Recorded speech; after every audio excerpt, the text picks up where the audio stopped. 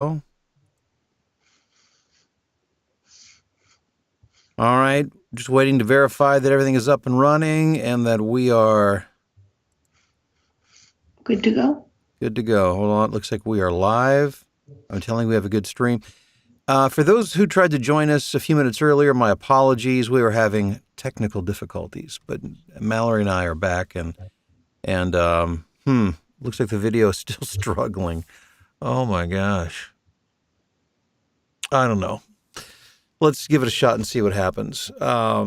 Okay. Anyhow, I was just saying that today is the very last day for my annual Spring Fever VO sale. Lots of great training, super low price, but today's it. So check it out at springfeversale.com. I wanted to make today a Q&A primarily. So if you have a question, just throw it up, whether it be on Facebook or in YouTube, and we will field those if you've got something on your mind. But Mallory, you were giving us an update on what's happening with you, and a bunch of work was coming in at one time, and Oh, and my meltdown yesterday. Yeah. yeah, oh, you had a meltdown too. Nice. Well, it just, I get really overwhelmed pretty easily with that stuff. So, I got to keep things in perspective. So, not everything got done yesterday immediately, but I'm just wrapping things up this morning that I wasn't able to get done yesterday. And yeah, no, it's all good. Yesterday ended up being a good day. So let And me ask you this: when a lot of things hit you at one time, is your immediate response? Do you feel like you have to have it all done immediately? Is that kind of Well, the yeah, but that I think the way you work has been ingrained in my brain, because we've which been is together. It has like we get it done immediately. Comes in, okay? get it done. Comes in, get it done. Yeah. Comes in, get it done. You know what I mean? And sometimes that's just I don't work quite as quickly as you, and two, it's just not possible to get 8 projects done immediately. Right. I'm afraid that yeah, and I'm so sorry about that. Because I one of the things I do struggle with is that I see everything. I talk to your mom about this a lot. I don't see things three dimensionally. Like Uh, in the future, and like I can't look at a bunch of stuff and then like kind of think okay, well there's this and then we'll do that. For me, it just feels like it's all up in my face. Like there's no yeah, depth of field. It's just like all right there. And yeah, so I feel this urgency when in reality, there's not an urgency. yeah. And that's just one of the things that I have to deal with. And I'm so sorry that if Well, I've no, and I passed that think along. I mean, when we worked more closely, like together on your day to day, it's easier for me to do that for other people. It's not easy for me to do that for myself. Yes. Yeah. It's Yeah. easier to see that for somebody else than Right. it is to see it for yourself. You know what I Boy, mean? isn't that the truth, though? Yeah. Yeah. None of us have that objectivity when it comes to ourselves. Yeah, it's definitely harder to prioritize and you know, not get overwhelmed. But Yeah. Yeah. Well, and again, let me just throw out this an apology for our choppy stream this morning. I'm very aware of that, and I've got plenty of bandwidth, so I'm not sure. I'm wondering if maybe it's my computer it just doesn't have the horsepower. It's a 2015 iMac. I mean, it's like in computer years, that's like 157, I think. I'm still working. Well, I just got this one last year that we're on right now, but I have another one over here that's a 2010, I and that's remember I remember that computer. awesome. Now, I don't think I could do this kind of Well, stuff and on that's it. yes, yeah, but you could do voiceover on that. It's Oh, yeah. yeah, and I mean, I have no this 2015 is no issue in voiceover. Your 2010 iMac, no problem. Which I love. It's one of the reasons I love Macs.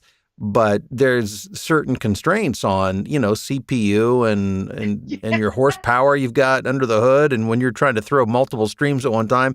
I've got up my game here, I think, is what the bottom line is. And I'll be honest with you, coming out of this whole COVID thing and the thing that my business, I need to push my business forward. I'm not looking forward to going out and spending thousands of dollars on a new Oh my computer. gosh, they're so expensive. Yeah, they And are. everything that you want with it, like all Well, the if I'm going to get it, I'm going to get everything there bells is. and Well, whistles. I mean, yeah, so it you're, becomes a $6,000 notebook very quickly. I mean, you uh, can put up to 8 gig of or terabyte, is it 8 terabytes of storage, hard drive, Yeah. quad or core. I don't know. It's crazy. But I tend to do that. It's like, I think, well, if I'm going to buy it, I might as well, and I think there is an argument to be made because these are great computers and they do last forever. Oh yeah. I mean, it's a great investment. Yeah. Um, And that's the way get you your have money to look at it. back, but it hurts on the front end. You'll replace like a regular PC 2, 3, 4 times before you'll have to, trade in your Mac. But that's for voiceover. They're both fine as far as that goes. It's just a matter of how frequently you might need to buy one. So we do have questions coming in. Perfect. How do you know what commercials to pick when trying to do your own demo video? Well, first of all, think variety when it comes to a demo. I mean, you're really trying to show all facets of your personality. While you're talking, by the way, I'm going to go close my blind. I'm not leaving you. Go, Okay. carry on. Yeah, you want to think about representing all different areas of your personality, and so while you want to pick scripts that are well written, it's not as much about the script that you pick as it is about inserting your own personality and your own self into that script. I don't know if you heard anything I just said. I got a little bit of it, yeah, and I know. I mean, we talk about this stuff yeah, all the time. we do. And I like to tell people, you kind of have to. When anybody asks me for a review of anything, it always comes down primarily to the demo, and Right. Thinking that. And more likely than not, the demo is really just showing maybe one or two really great sides of your personality. When really, I mean, I like to think of it, it's like your personality is like a circle, and if you're only covering a section right here, nobody gets to see the rest of this. And people are buying that side of it too. So you got to show everything you got. I've got a philosophy. And the philosophy is, I think the same 7, 8 scripts could be picked that could be used for everybody's commercial and narration demo. Yeah. We could all use the same scripts. The question is, can you bring your personality? In other words, if Mallory and I read the same script, it should be 2 totally different reads because we have slightly different personalities. Maybe not that different, but slightly different. And so, if we all do a hospital script, we all do a retail script, we all do a truck commercial. Right. Yeah, exactly. We should all have a different point of view. Exactly. So it's less about the script. I mean, you want it to be well written, but it's less about the script and more about how you insert yourself into it. Yes, absolutely. And here's next question from Rich. Love the advice. The most I've gotten from your work is watching you work live. Is that offered anymore? Well, I'm glad you asked, Rich. As a matter of fact, it is offered to the students who are in my voiceover blueprint and in my private group, the Deweese members group. So one of the things I'm offering right now during my Spring Fever sale, everything comes back to the Spring Fever sale. Don't you like the segue? Is that one of the offers is 3 months all-inclusive voiceover blueprint, access to all the curriculum, the live coaching that we do throughout that time, which is almost every day now, and then me as I stream live in my studio. So if you want to learn more about that, go to springfeversale.com. Which today, by the way, is going to be a long day of streaming, as you've got some long form narration and some commercials and other random stuff that's come in. So I've got some commercials that came in today.